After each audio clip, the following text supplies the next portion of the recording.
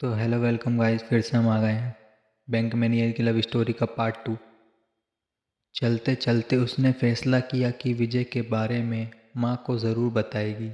घर पहुंचकर निहारिका माँ को सारी बात बता देती है। पापा बोलते हैं लड़का ब्राह्मण है लेकिन चोबे है। दुबे चोबे में हमारे यहाँ शादी नहीं होती, फिर भी चलो चलकर लड़के को देख आते हैं।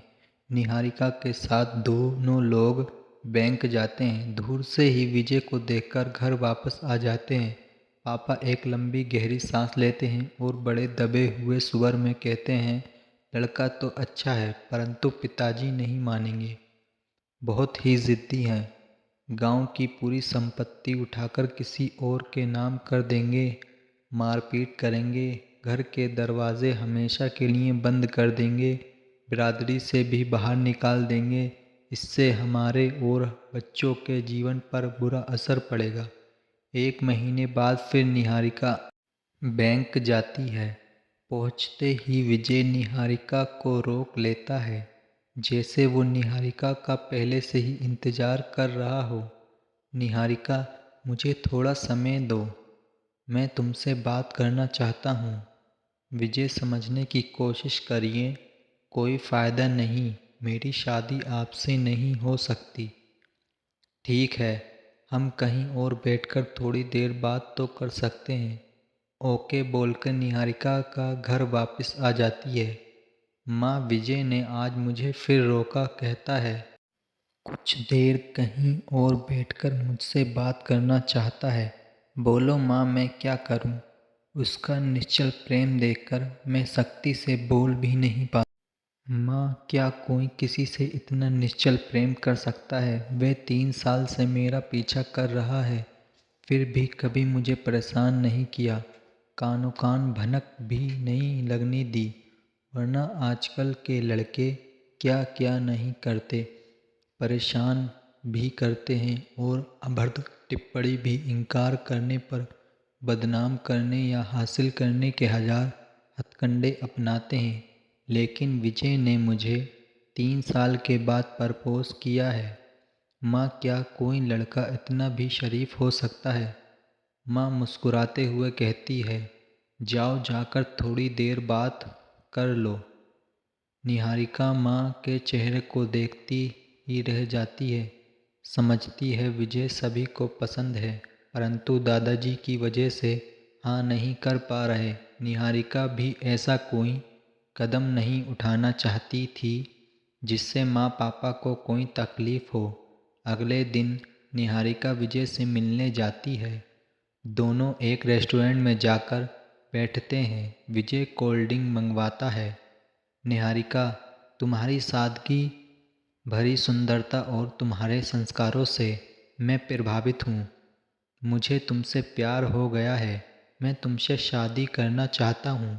निहारिका जानती है ये संभव नहीं है, फिर भी उसे विजय की बातें अच्छी लग रही थीं। आज विजय को सुनने का मन कर रहा था, परंतु अपने आप को संभलते हुए निहारिका कहती है, आप ब्राह्मण हो, फिर भी शादी नहीं हो सकती। हमारे यहाँ दुबे चोबे में शादी नहीं होती। मेरे दादाजी नहीं मानेंगे। मुझे एक बार अपने पापा से मिलवा दो, मैं तुमसे वादा करता हूँ। यदि उन्होंने इनकार कर दिया तो मैं कभी तुम्हारी गली में कदम नहीं रखूँगा, कभी तुम्हें परेशान नहीं करूँगा, हमेशा के लिए चला जाऊँगा, कभी भी तुम्हारे सामने नहीं आऊँगा। निहारिका जानती थी कोई फ़ायदा नहीं होगा। पापा कभी भी दादाजी के खिलाफ नहीं जाएंगे और जाना भी नहीं चाहिए। निहारिका भी ऐसा कोई नहीं करना चाहती थी जिससे आगे चलकर माँ पापा और उसके भाई बहन को कोई परेशानी हो। नहीं विजय, हमारी शादी नहीं हो सकती, आप मुझे भूल जाएं, इसी में हम सबकी भलाई है। विजय का उदास चेहरा देखकर निहारिका भी उदास हो जाती है और दुखी मन से घर वापस आ जाती है। आज सारी रात निहारिका को नींद नहीं आती।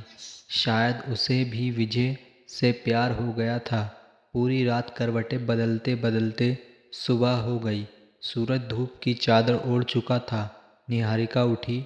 उसने विजय को भूलने का प्रयत्न करते हुए अपने रोज के कामों में लग गई।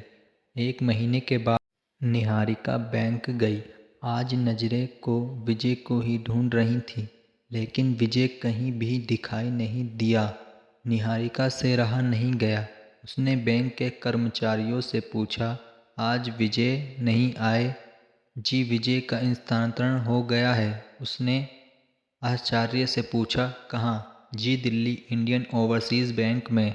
अब वे प्रोबेशनरी ऑफिसर हो गए हैं। निहारिका को ऐसा लगा जैसे किसी ने उसके दिल के 1000 टुकड़े कर दिए हों। ऐसा प्रतीत हो रहा था जैसे सब कुछ खत्म हो गया है। दिल अंदर ही अंदर रो पड़ा। कहीं पलकों से मोती न ढुलक जाएं। सहसा अपने अपने आप को मन ही मन कहने लगी, उसने मुझे बताया भी नहीं, बिना बताए ही चला गया। वैसे ठीक ही किया। विजय ने अगर बता देता तो शायद मैं कमज़ोर पड़ जाती। सोचते सोचते निहारिका के अधरों पर मुस्कान आ गई। विजय ने अपना वादा पूरा किया। वे मुझे कभी परेशान नहीं करेगा, कभी भी मेरे सामने नहीं आएगा, हमेशा के लिए चला जाएगा। शायद इसी को सच्चा प्यार कहते हैं। आज निहारिका को विजय पर गर्व हो रहा था। निहारिका विजय के प्रेम को हमेशा के लिए दिल के एक कोने में संजोकर रख लेती है और एमसीए की तैयारी में जुट जाती है। तो दोस्तों, किसी से भी प्यार हो तो हमेशा ऐसा ही प्यार करना जैसे कि निहारिका से विजय ने किया था। तो दोस्तों, इस कहानी का यहीं एंड होता है। अगर इसी तरह की कहानी आपको और अच्छी लगती हैं तो हमें कमेंट में बताएं। अगर आप चैनल पर नए हैं तो चैनल को ज़रूर सब्सक्राइब करें, बेल आइकन को भी दबा दें। इससे हमारी हर कहानी को आपको पता लग जाएगा। तो thanks for watching this video.